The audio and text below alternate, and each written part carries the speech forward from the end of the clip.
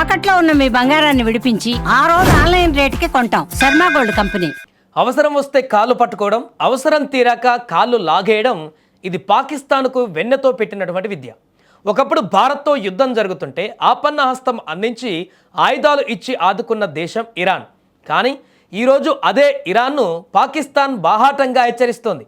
తన వ్యూహాత్మక మిత్రదేశం Saudi Arabia కోసం ఇన్నేళ్ల స్నేహాన్ని మరిచి ఇరాన్ పైన కయ్యానికి కాలు దువ్వుతోంది.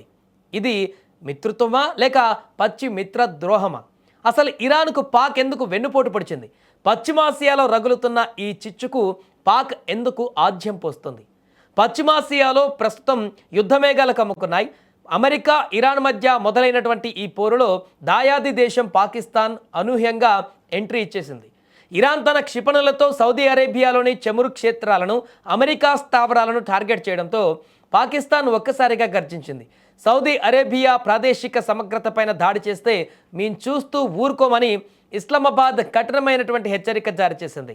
గత ఏడాది సెప్టెంబర్లో సౌదీతో కుదుర్చుకున్నటువంటి స్ట్రాటజిక్ మ్యూచువల్ డిఫెన్స్ అగ్రిమెంట్ను ఇప్పుడు పాక్ తెరపైకి తెచ్చింది. అంటే సౌదీ పైన దాడి జరిగితే అది పాకిస్తాన్ పైన దాడి జరిగినట్టేనని, తన అణుబాంబులను కూడా సౌదీ రక్షణ కోసం వాడడానికి సిద్ధమని పాక్ ప్రకటించడం ప్రపంచాన్ని షాక్కి గురి చేస్తుంది.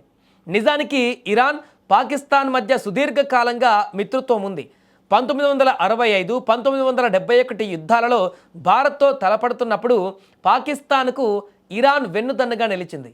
తన గగనతలాన్ని ఉపయోగించుకోవడానికి అనుమతించడమే కాకుండా ఇంధనం, వైద్య సాయం అందించింది. ఇక అప్పట్లో ఇరాన్ చేసిన సాయం వల్లే పాక్ కొంతవరకైనా తలదాచుకోగలిగింది. కానీ ఈరోజు కేవలం సౌదీ అరేబియా నుంచి అందేటువంటి డాలర్ల కోసం, ఆర్థిక సాయం కోసం పాకిస్తాన్ తన పాత మిత్రుడిని శత్రువుగా మార్చేసుకుంది.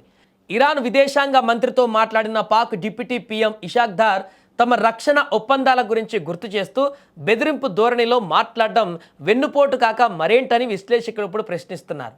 ఇక ఇదిలా ఉంటే పాకిస్తాన్ ఈ నిర్ణయం తీసుకోవడం వెనుక పెద్ద వ్యూహమే ఉంది. ప్రస్తుతం పాక్ ఆర్థిక వ్యవస్థ చిన్నాభిన్నమైంది. సౌదీ అరేబియా ఇచ్చేటువంటి బిచ్చం మీదనే ఇప్పుడు ఆ దేశం బతికేటువంటి పరిస్థితి. అందుకే సౌదీకి నమ్మకమైనటువంటి వాచ్మెన్గా ఉండాలని పాక్ నిర్ణయించుకుంది. ఇరాన్లో షియా ముస్లింలు మెజారిటీగా ఉంటే పాక్లో సున్నీ ముస్లింలు ఎక్కువ. ఈ మతపరమైనటువంటి తేడాలను కూడా పాక్ తన స్వార్థం కోసం వాడుకుంటుంది ఇప్పుడు. అయితే ఇది పాక్ ఆత్మహత్య సదృశ్యంగా మారేటువంటి ప్రమాదం ఉంది. ఎందుకంటే పాక్ లోపలే 4 కోట్ల మంది షియా ముస్లింలు ఉన్నారు.